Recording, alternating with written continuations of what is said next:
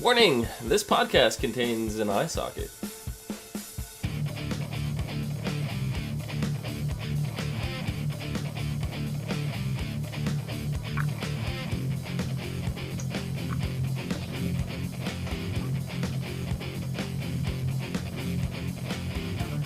Hello everyone, and welcome to the ASOTV podcast for The Walking Dead, Season 7, Episode 7, Sing Me a Song. I'm your host Clio, and with me I have John and Dom. Hi. The Just drop a farmer pencil on in the your head. dell. The farmer in the dell. Yeah, I didn't catch that. Oh. That's what Michonne was whistling.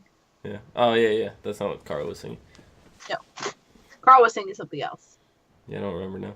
It was Sunshine of Your Love by Cream.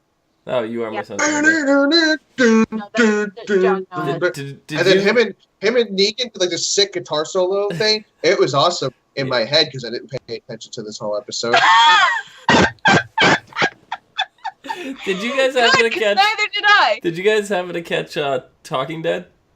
No. I did because Josh Homme was on it, and I love Queens of the Stone Age. Yeah, and Chandler Riggs was on it as well. And Chris Hardwick turned to him and said, "It would have been really awesome if Carl just started singing Easy Street." Yeah. It would have been kind of amazing. Yeah, it would have been. You're welcome, No. Cleo. No. Now it's stuck in my head! It feels so sweet. So my absolute, I have another favorite part of this. My favorite part of this episode is Jesus cutting a hole in the bottom of the liquor box so that when they picked it up, all the bottles broke. Yeah. Oh, fantastic. Jesus Little is things. he's so petty and I love it. Mm-hmm. No, I think my favorite moment of the episode was Mr. Father Gabriel. Yes, Your thoughts don't make you a sinner, but they do make you a tremendous shit. Yeah. Someone said it to Spencer. Yeah. Now it's canon. The first And he thing is out of tremendous shit. Spencer's mouth was telling Rosita, "Oh, but you gotta get stuff for Negan. Like that's what we're doing now." And I was like, just don't ever talk again. He's like mocking Rick, Just that's don't- the whole thing. Huh?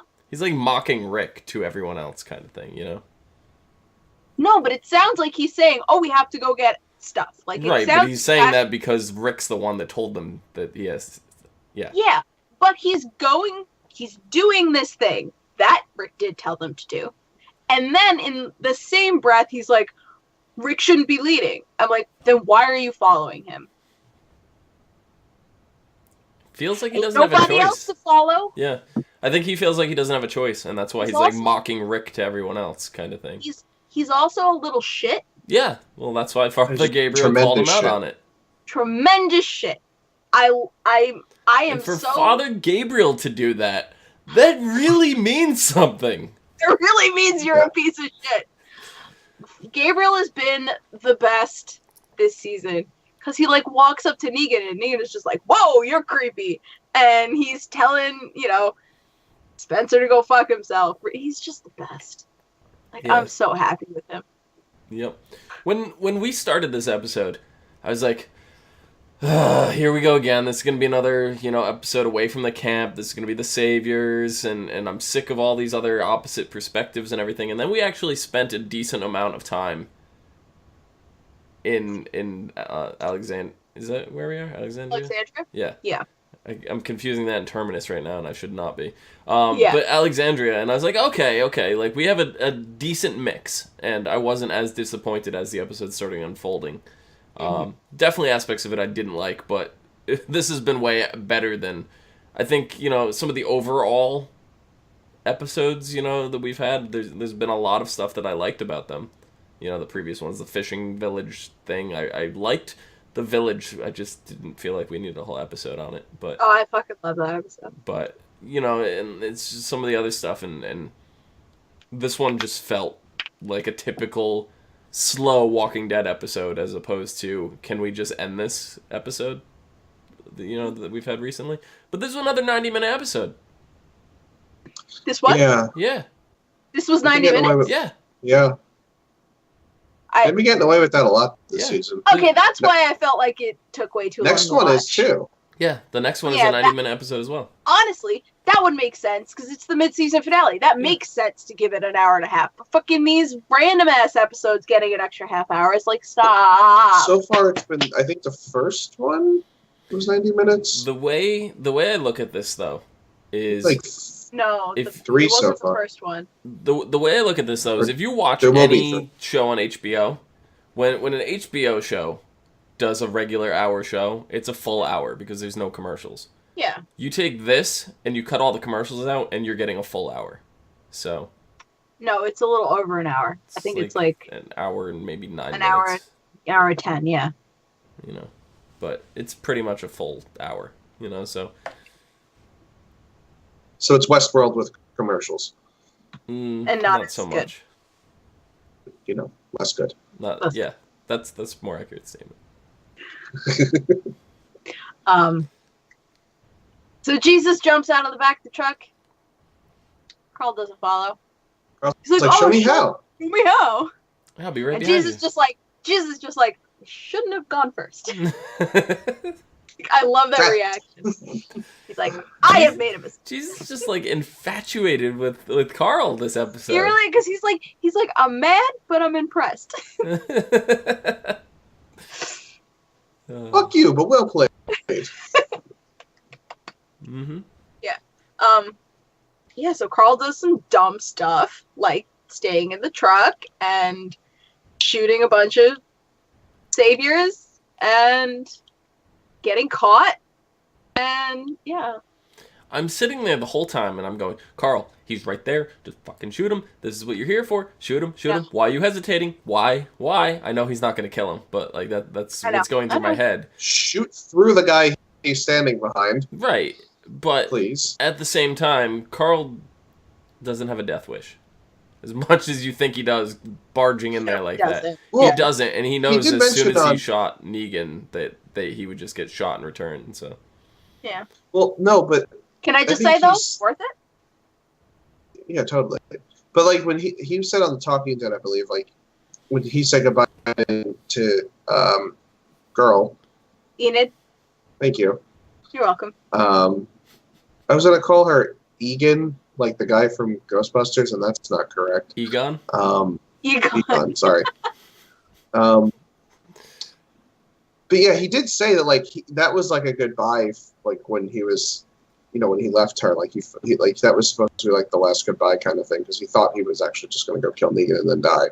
So I guess he wouldn't have been sure that he would have died though. That's the thing. Like if he missed or he didn't get a kill shot, Negan could have survived and he would have died for nothing. Yeah. So. Yep. I don't know. Yeah, and all the scenes with Carl and Negan, it was an interesting power struggle because it's similar to Negan's struggle with Rick, but Carl's not broke. Exactly, Carl's not broken yet. He's not at the point where Carl's he feels that in a different way though. Not yet. No, he is. It's a very different way. It's not the same way Rick is by any means, and they went into a bit of this on The Talking Dead. And basically what it is Carl's watching everything Rick's doing and all the different ways that Rick has tried to be a leader, and none of it's working. It's not working at all. Like, it's just getting worse and worse for them. And then he sees what Negan has, right? And sees everything that Negan's doing and how much power Negan has and how much he's doing right. And Carl's kind of conflicted now at this point. Right? Yeah. And you see Negan treating Carl as an adult, treating Carl as a person here, when Michonne and Rick are treating him more as a child, and stuff as it's going on. And it's almost as if Negan is replacing Rick as Carl's father this episode. And Jeffrey Dean Morgan stated in a little interview segment on the Talking Dead that this is the beginning of something between Negan and Carl. He does not know where it's going, but this is the beginning of it. And that just it really kind of rung out, and that made that dynamic to me a lot more interesting, because it's just like, yeah, Carl is going to be conflicted now because he's seeing all this stuff, and he's seeing the way, that Negan's treating like Judith, right? He's not being a dick to Judith and all this stuff. Like, he's being nice and sincere, and he's playing these crazy mental mind games with everyone, because one minute he's nice and faking nice, and then he snaps on somebody, and you just never know what to expect with him. That it's just these psychological mind games that are just destroying everyone, that they don't know how to react around him.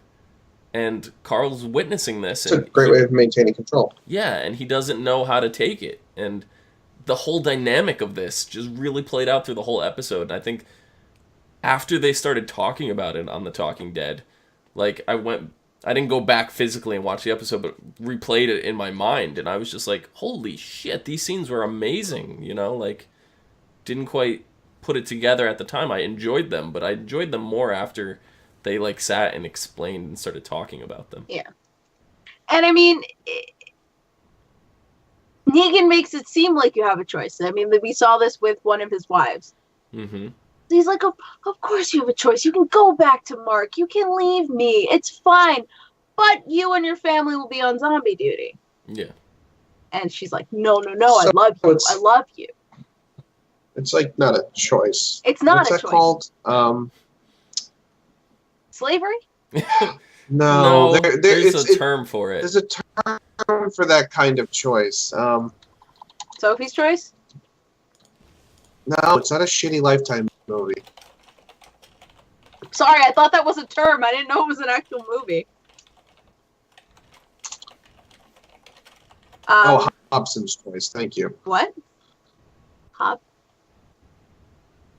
Hobson's Choice? Or a false dilemma? Choice? Yeah. But anyway, yeah, those are all his power moves. I mean, everything we've seen in this episode has been a power move. Mm-hmm. Black.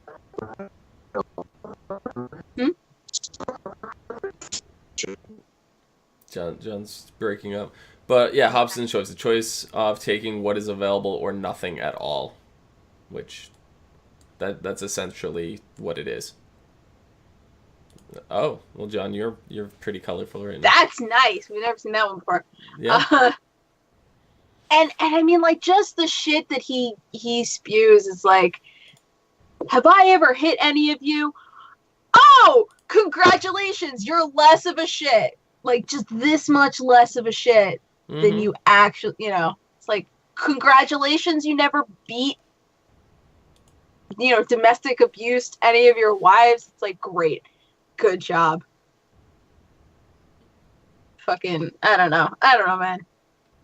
Yeah, he's fucking terrible human being, for sure. Oh, of course. But for maintaining what he's trying to maintain, he's doing it right. For being the asshole that he wants to be, he is achieving that in every possible way that he can. To the best of his ability. Yeah. And something I also thought was interesting was he was telling Carl, look, they're all kneeling. That's respect. I'm like, no, that's not respect. That's fear. Very different. Because I don't think many of them actually respect Negan. They are just really afraid that Negan is going to come and take everything that they have. Which he's done. They've seen him do. Yeah. I thought the scene with the iron to the face was very interesting. Extremely interesting.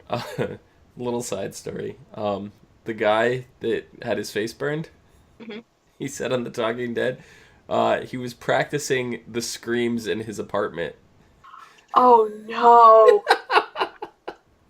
So he feels bad. He feels bad for his neighbors. Cops are never called or anything, but. Oh, okay. I was gonna say, because that sounds like the cops were called story. No, just I can only imagine what the neighbors were thinking, kind of deal, Yeah. Yeah, that sounds awful. Another thing I really liked about this episode was, forget her name, but she used to be Dwight's wife. Was Sherry, yes. Her squaring off against Negan, her talking to Dwight in the stairwell, and I can only assume it's her that gives Daryl the key to leave at the end. Yeah, I mean, we don't know where that message, the key, we don't know where, like, any of that came from. We can only assume at this point. Yeah. I think it's actually from Dwight. Yeah, it might be. That crossed my mind too, but she's tried to help Dwight. Oh my God, she's tried to help Daryl before. Yeah. Which is why she was the first thought that came to my head. Mm-hmm. And there's a look she gives Daryl when Daryl is there with Carl. Yeah. That makes me think also she's the one who gives him the key. It's just seeing the situation between Dwight and Sherry, and like they're not doing this because they're happy, right? No. And you see even conversations that I think it was earlier on that Daryl had with Dwight, like that just kind of like he felt uncomfortable with, you know, like, you know, how do you react to Negan and Sherry and all those couple episodes ago? I don't remember who I think it was Daryl. And it's just like, how do you live with that? And then like seeing it, and then this episode when you see them, you know, lip locked when he enters the room, it's like, how do you look at that? You know, like how can you look at that and be okay with it? The answer is he's not. Right. So that's what I'm saying, that this may be Dwight lashing out at Negan by looking the other way and letting Daryl go, you know, so. Well, this is a little more than looking the other way. Yeah. Well, yeah. No, I know it's a little more than that, but I mean, to Negan, it would be like, hey, I wasn't paying attention, and he, you know, oopsie. Or maybe, by setting Daryl free, Dwight will finish his transformation into Daryl. Could be. Because he has the motorcycle. Is that why his face is so jacked up? Whose face? He's just a cocoon. Yes. He's the Dwight Chrysalis. Yes. He's going to skin grab Daryl's face. Daryl. Yeah. Oh, yeah. Oh, God. That'd be messed up. Yeah, I find that all really interesting. And only imagine terrible things happening to Dwight and Sherry. Only the worst. I feel like bad stuff's going to go down with Sherry first, and then Dwight's going to come in to try to stand up for her, and then it's not going to go well for Dwight. Yeah. But that's definitely how I see it playing out. Yeah, I mean, Dwight's pretty into being like one of his right-hand men, so it's going to take a lot to break that. Yeah. And it's probably honestly because it's the best he can get with how shitty his life is. Yeah. He's just taking it. And it was really interesting. He's like, I don't sleep. I just have the TV on all night. Which explains when we saw him in that episode, he had the TV on when he woke up. So he probably didn't sleep at all. Which fucking sucks. As much as I still hate Dwight, he's still a douchebag, but... Yeah, for sure. But he's a douchebag with a reason. Yeah. It doesn't seem like he's always been a douchebag, you know? Cool motive, still murder. Yeah. But I'm saying it doesn't seem to me like he's always been a douchebag. It's been since the Negan era kind of thing, you know? Yeah, definitely. And we've only seen him in the Negan era. When we saw him the first time, he was trying to escape Negan. Yeah. So it was before any of the bad shit happened, but he was still affected by Negan. Yep. He was a chode back then. He was a chode back then, for sure. Well, we weren't really talking about the crossbow, but we were talking about Daryl. So Spencer gets a crossbow. No, it's not a crossbow. It's a hunting bow. Hunting bow, whatever. It's a crossbow. It's a bow. Well, It's the I difference know. between pulling a string and pulling a trigger. It's Yes, pretty I know. substantial. Well, I didn't really notice. I just saw a bow and I thought of Daryl, so I wrote down crossbow. And then I'm your sorry. second thought was Dwight probably wants that now. He doesn't know it, but he wants it. He doesn't know it, but he wants it. Yep. Well, actually, I did have a similar thought when they're out in front of the gates of Alexandria. It's like, oh, there's some Negan's trucks, and I'm like, oh, well, they're gonna take that crossbow from you. Better hide that bitch. Mm-hmm. I'm sorry, that bow. I keep writing and thinking crossbow. Sorry. But on the other side of that, Rosie is being a tremendous chode to Eugene. Huge. And like as soon as she gets what she wants, she's like, I'm sorry. And Eugene's like, no, you're not. I'm so proud of Eugene. Me fucking too. So I love proud that of man. him. But the way that they showed the previously, on The Walking Dead and all that before the episode started, it just kind of solidifies what I was saying last episode, where it seems like Eugene's going to end up making the bullets for the Saviors as their thing, because we're finding out right now that it's harder and harder for them to find supplies for themselves, let alone for stuff for the Saviors. Yeah. So they're going to be running into this point now where they don't have enough, and I forget her name. Rosie? No, the other girl in charge of the armory. Olivia. Olivia. When Olivia's like, we barely have enough food.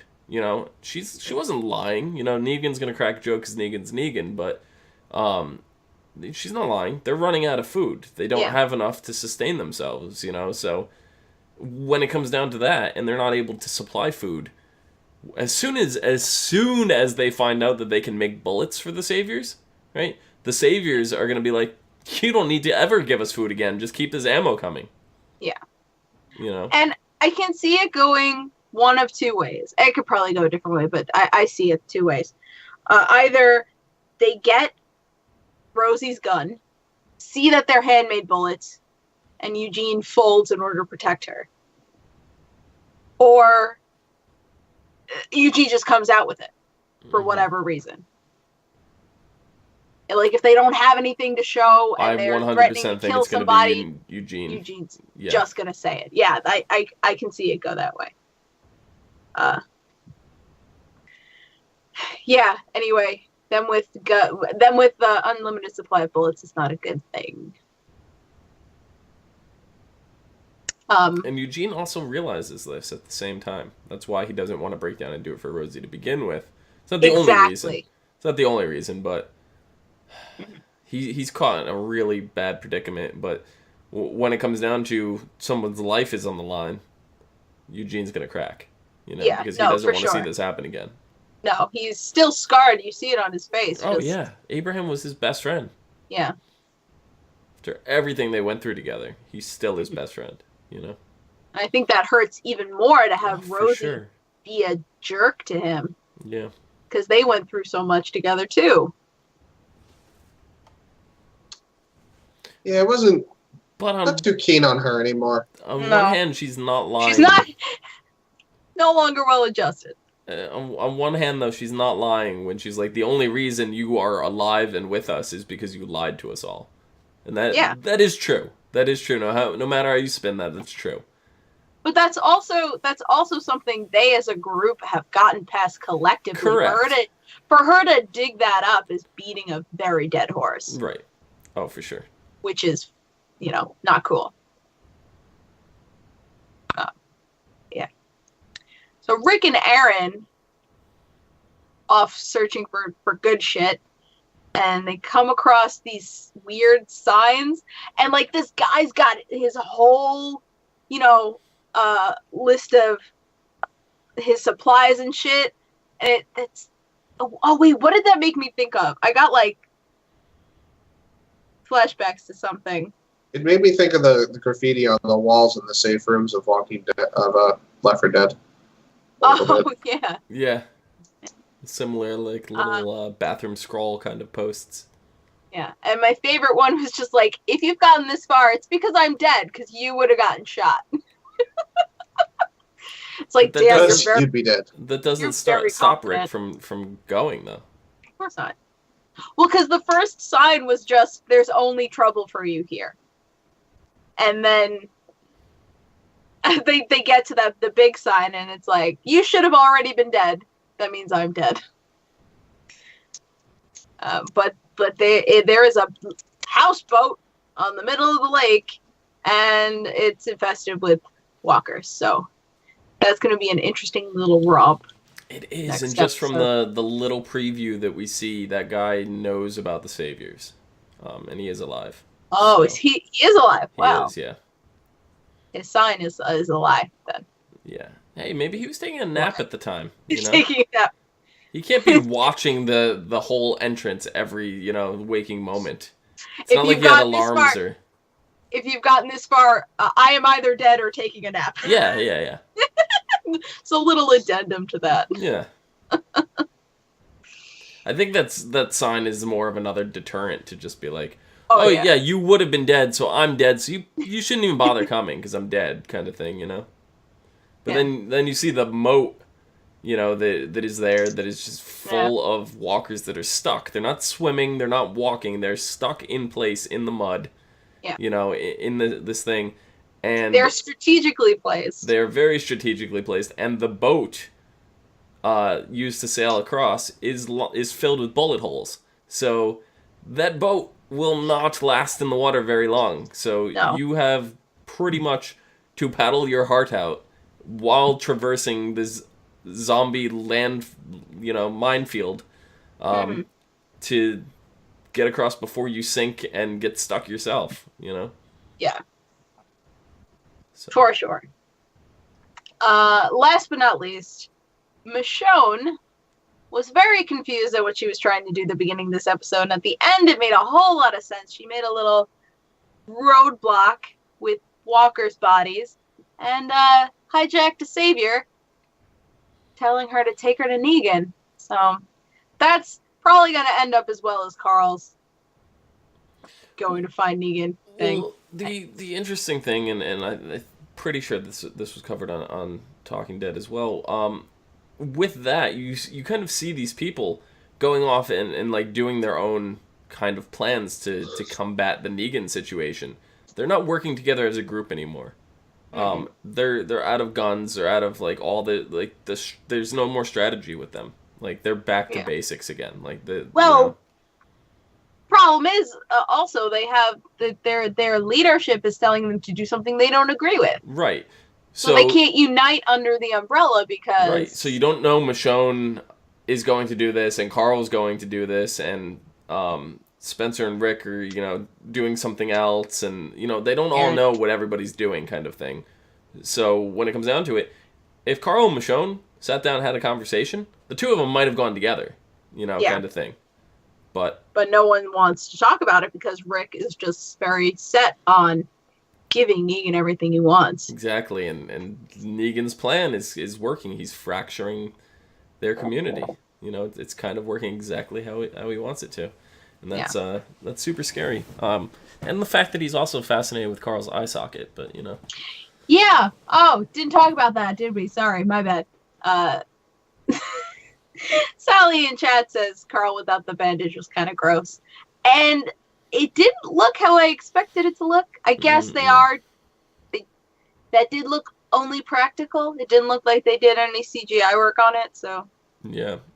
I mean, the initial, I think, shot looked like CGI. It looked like it had more depth to it than anything, but every shot after that just looked rather flat to me. Yeah, he also has, like, the crazy shaggy hair and to cover it a little so that they could get away with it. Yeah, but see, I think this is more of Negan, too, being like, no, you need to embrace who you are, Yeah. Like, something else where he feels like everybody else, he's got to hide it, He's got to hide this, and Negan's like, no, you're going to embrace it, Mm-hmm. So it's definitely a different dynamic, something that Carl's not used to right now, and he's basically, Negan is becoming a father figure for Carl. Which is gross. Mm-hmm. on top of all the other gross things Negan is. But what I liked about that is, because that's not Carl. Carl doesn't necessarily want to walk around with his eye socket showing. But I think if he finds like a medium, like some cool eye patch, or like I don't know. Governor. I was thinking Nick Fury, but sure. Governor. Everyone wanted Carl to turn into the governor, so maybe he'll be the senator instead. Right. And there was some talk as well that Chandler Riggs wants to go off to college. And if that happens, we may have something bad happen to the Carl character. Doesn't necessarily mean that's what it has to be. He coma! Could disappear for a little while, you know? Coma! Yeah. Everybody loves a good coma. Yeah. Just take a nice, refreshing coma every now and then. Refreshing coma! Oh, that was in a show recently. What show was that in? No idea. I don't remember. Anyway. Yeah, so that's where we are at the end of the episode. So yeah, I mean, it wasn't the biggest, like, oh my god, this was an action-packed episode kind of thing, because it wasn't. No, but we don't need that, though, but either. I feel like this was still a really good episode, at least compared to the last, like, 4 that we've had. Or 5. Or 6. Or well, maybe even 7. The 2 episodes that I really liked this season had absolutely nothing to do with Negan. Yeah, and it was Carol. Swear and the Well. Is that the Carol one with the tiger? Carol with Ezekiel and the tiger, and then the one with the Amazon tribe.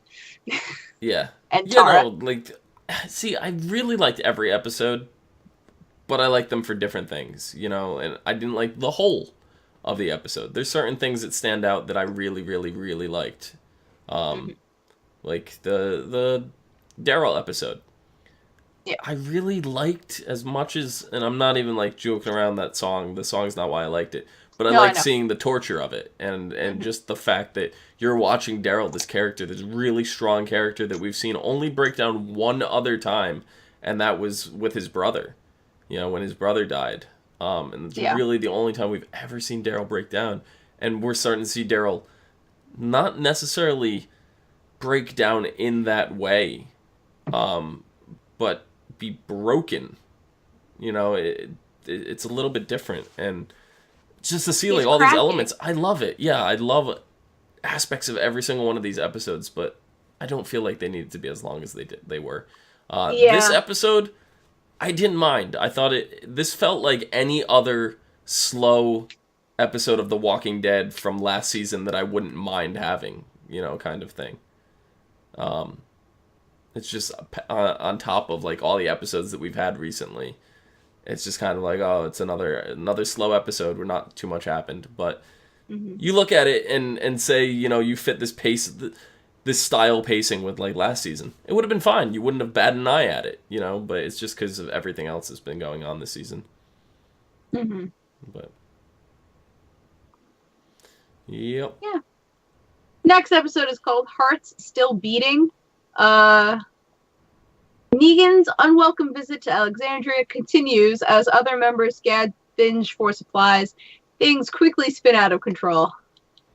Yep. Wow. That sounds cool. Yeah. You guys can find John at No More on Twitter. Dom, where can they find you? You can find me down below at Phenomenon, PHENOMEDOM.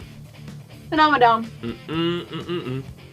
You can find me at Clio Moto, and you can find all of us at ASOTV Podcast on Facebook, Twitter, Gmail, Google+, and right here on YouTube. Follow us for some more podcasts and some of your favorite TV shows, video games, and movies. Until next time. Bye. Mid-season finale. Yay! Yay! Yay!